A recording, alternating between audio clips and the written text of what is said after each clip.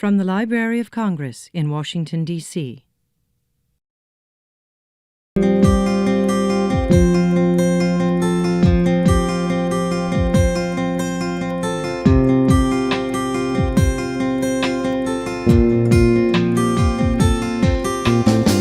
Hello everyone, I'm Juan Felipe Herrera, U.S. Poet Laureate. I'm here at the Library of Congress in the Hispanic Division, and I have here Georgette Dorn, who's the chief of the division. Hi Georgette, what can you tell us about what's going on? What's new? We have some wonderful materials from Cuba.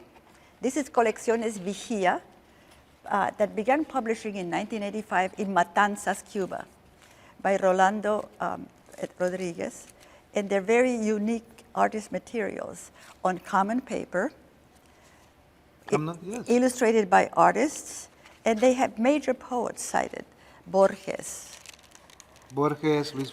Jorge Luis Borges, on Federico Garcia Lorca, Emily Dickinson, and it's on common paper, but it's also supplemented with natural materials like string, seashells. Seashells? Yes, it's very Cuban.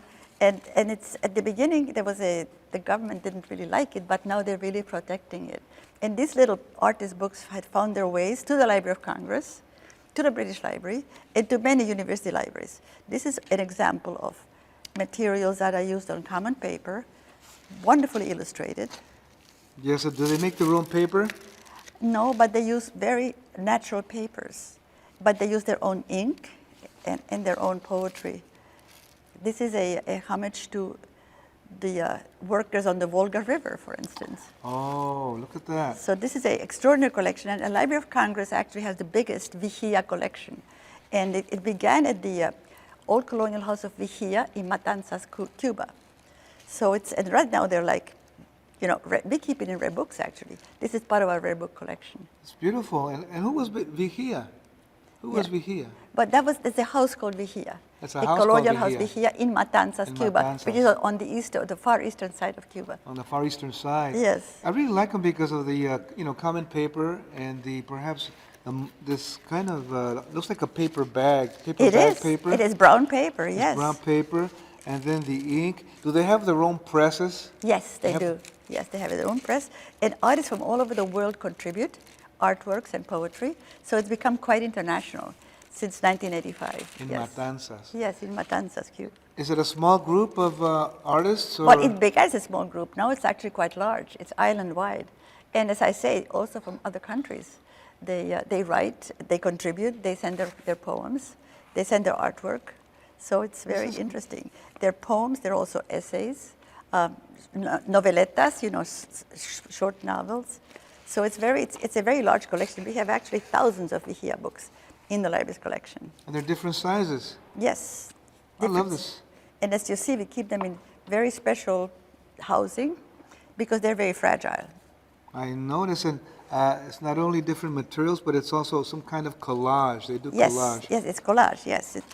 Some of them have seashells, some of them have, strings and other materials. So it's and we also have to preserve them. So we do a great emphasis on preserving them in a proper, so they would really last for a long time. Well, this is beautiful. I've seen in another visit to the Hispanic Division that they had like a shoebox. Yes. Shoebox approach to a magazine. Yes. And this is more like a revista, open-folded magazine approach. It is. It is like each issue is completely different, but it's sort of like a serials, yeah. Yeah, it is. And we call it Colección Vigía. Colección Vigía. Yeah. And they have even Federico Garcia Lorca and many other famous, writers. I saw that. This is something everybody can do if, maybe not at this level, or maybe yes, but this is very available if we want to do it, let's say, for Casa de Colores out in the cities and towns of the United States. I think that would be very nice. Don't you think? Yeah, and the community could contribute to it, yes. Yes. It would be a great effort. And artists would contribute very original artwork to it, too. I think it's a great thing. We can think about that and start doing it. You go to the store, bring back the paper bag, or whatever bags you bring back, or even the cardboard, huh? Yeah, this is actually a paper bag. And then they paste it on. I love it. And of course, it has to be then preserved very much so the glue does not ruin the paper. So that's where our experts come in preservation. That's so right. So they keep it very And they have the famous little dust jacket here Yes. with a little bio. This is an artist born, a poet born in 1972. The poet. So his biography is here. The bio. And there is his poetry. And there's the poetry. Violinista desnuda. The naked violinist. The naked violinist. And then there's other designs. There's the diseños. Designs. Designs. Yes. And then there's, what is this? This is the title of the piece, isn't it? Yeah. Oficios para el olvido. Yeah. Kind of projects for oblivion or forget. For project to forget. Projects to forget. By this very poet, by Luis Pita Garcia. By Luis Pita Garcia. And he's also from Matanzas, which is Matanzas. one of the big cities of Cuba. Number 36. Yes. Number 36. Shall we show them number 36? Yes. Here's number 36, folks. And here's what it looks like in the back. And here's what it looks like with your little, what is this? What? It's a string. Just strings. With some strings. And you can open it.